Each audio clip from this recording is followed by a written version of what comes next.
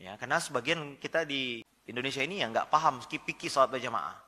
Ya, imamnya dorong-dorongan. Imam harus ditetapkan, nggak boleh dorong-dorongan. Imam ditetapkan oleh pengurus masjid. Kapan qomat ketika imam sudah maju? Jangan jamaah yang nyuruh, qomat. Ini ada acara nih, nggak bisa. Imam yang punya hak kapan boleh qomat, kapan tidak qomat. Kalau qomat masih sedikit, kata imam, bentar. Imam yang punya hak. Kemudian Nabi SAW menyuruh kita di masjid khusyuk. Jangan ada, kata Nabi, jangan ganggu saudaramu dengan bacaan Quran. Sebagian kita, akhi, antara azan qomat, muazzinnya malah baca salawat. Kita mau sholat sunnah terus gimana? Jadi saya memahami ada sebagian orang nggak nyaman itu. Karena pelaksanaan sholat berjamaah belum sesuai dengan syariat Islam. Belum lagi kadang-kadang 1 jam sebelum azan, mikrofon udah ngaji, Pak. Ya, jam 4 subuh udah ngaji tuh. Gimana orang mau sholat tahajud di rumah? Ya, kemudian habis subuh ngaji lagi, Pak, mikrofon. Yang boleh keluar dari masjid apa saja sih, Pak? Kata ulama hanya azan dan qomat. Qomat pun diperselisihkan. Azan saja yang boleh keluar. Qomat, sebagai ulama berbeda pendapat. Ini qomat untuk siapa? Untuk yang di luar masjid atau yang di dalam masjid? Dalam masjid. Karena mereka yang berkepentingan ini udah mau qomat. Ada pun yang di luar masjid udah percuma. Ya kan? Tapi di Indonesia 1 jam sebelumnya, sesudah sholat, mikrofon juga.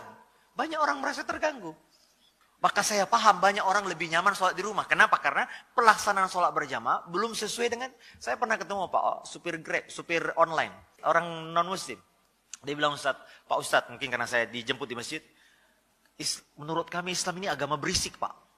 Itu siang malam, itu ya mulai dari pengajian ibu-ibu, sampai kapan kita istirahat katanya. Apa harus selalu teriak-teriak katanya. Islam yang seperti ini mereka pahami, Pak. Padahal Nabi SAW di masjid gak boleh suaramu jangan. Kenapa? Ada saudaramu yang sedang berdoa dan sholat.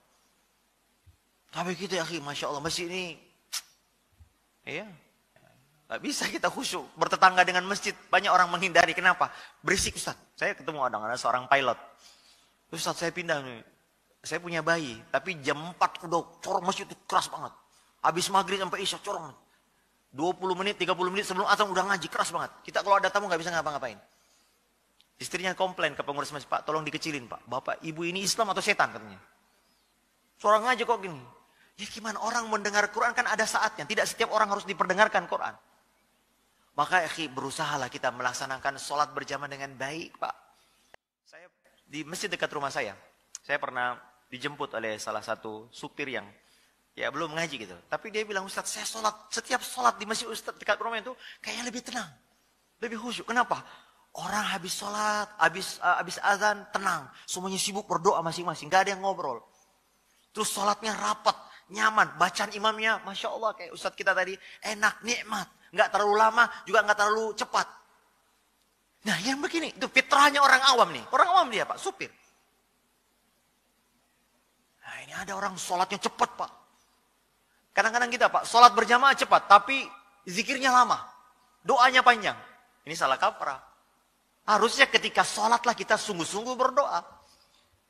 Adapun selesai sholat, ya silakan ya. Ada yang mau mungkin punya hajat, mau pulang. Tapi kadang-kadang kita nggak enak pulang, karena imamnya zikir. Dianggap kalau pulang, dianggap, wah ini orang munafik nih. Orang belum selesai. Padahal kita mengikuti imam hanya selesai setelah salam saja. Pas setelah itu silakan. Walaupun yang abdal kita berzikir, tapi kalau ada hajat, ada tamu, ada apa, silakan tinggalkan.